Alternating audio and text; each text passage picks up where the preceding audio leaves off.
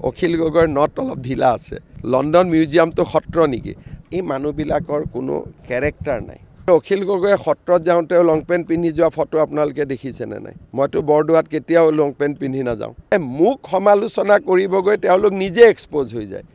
তেওঁলোকে পাহৰি যায় যে আমি আগতে কি কৰি থৈ দিছিলোঁ সেইখনটো সত্ৰ নহয় লণ্ডন মিউজিয়ামটো সত্ৰ নেকি অখিল গগৈৰ নট অলপ ঢিলা আছে বৰদোৱাত গ'লে আপুনি ধুতি পিন্ধিব এতিয়া মই কোট টাই পিন্ধা মানুহবিলাকৰ লগত লণ্ডন মিউজিয়ামত মই তাতে মানুহে জাতীয় সাজ পোছাক পিন্ধা এই জায়গাটোতো নহয় কিন্তু অখিল গগৈয়ে সত্ৰত যাওঁতে লং পেণ্ট পিন্ধি যোৱা ফটো আপোনালোকে দেখিছেনে নাই মইতো বৰদোৱাত কেতিয়াও লং পেণ্ট পিন্ধি নাযাওঁ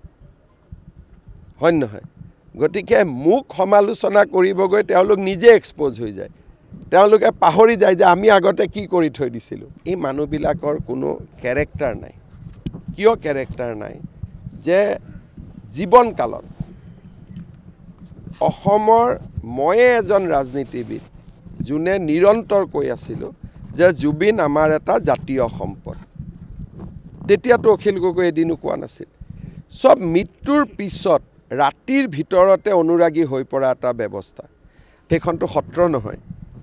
লণ্ডন মিউজিয়ামটো সত্ৰ নেকি অখিল গগৈৰ নট অলপ ঢিলা আছে বৰদোৱাত গ'লে আপুনি ধুতি পিন্ধিব এতিয়া মই কোট টাই পিন্ধা মানুহবিলাকৰ লগত লণ্ডন মিউজিয়ামত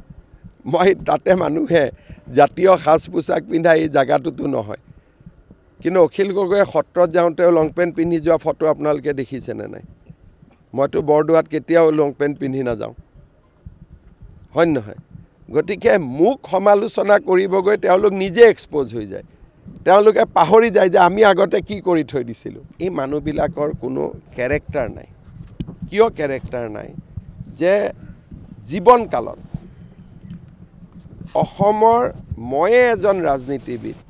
যোনে নিৰন্তৰ কৈ আছিলোঁ যে জুবিন আমাৰ এটা জাতীয় সম্পদ তেতিয়াতো অখিল গগৈ এদিনো কোৱা নাছিল সব মৃত্যুৰ পিছত ৰাতিৰ ভিতৰতে অনুৰাগী হৈ পৰা এটা ব্যৱস্থা সেইখনটো সত্ৰ নহয় লণ্ডন মিউজিয়ামটো সত্ৰ নেকি অখিল গগৈৰ নট অলপ ঢিলা আছে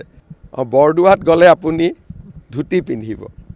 এতিয়া মই কোট টাই পিন্ধা মানুহবিলাকৰ লগত লণ্ডন মিউজিয়ামত মই তাতে মানুহে জাতীয় সাজ পোছাক পিন্ধা এই জায়গাটোতো নহয় কিন্তু অখিল গগৈয়ে সত্ৰত যাওঁতে লং পেণ্ট পিন্ধি যোৱা ফটো আপোনালোকে দেখিছেনে নাই মইতো বৰদোৱাত কেতিয়াও লং পেণ্ট পিন্ধি নাযাওঁ হয় নহয় গতিকে মোক সমালোচনা কৰিবগৈ তেওঁলোক নিজে এক্সপ'জ হৈ যায় তেওঁলোকে পাহৰি যায় যে আমি আগতে কি কৰি থৈ দিছিলোঁ এই মানুহবিলাকৰ কোনো কেৰেক্টাৰ নাই কিয় কেৰেক্টাৰ নাই যে জীৱনকালত অসমৰ ময়ে এজন ৰাজনীতিবিদ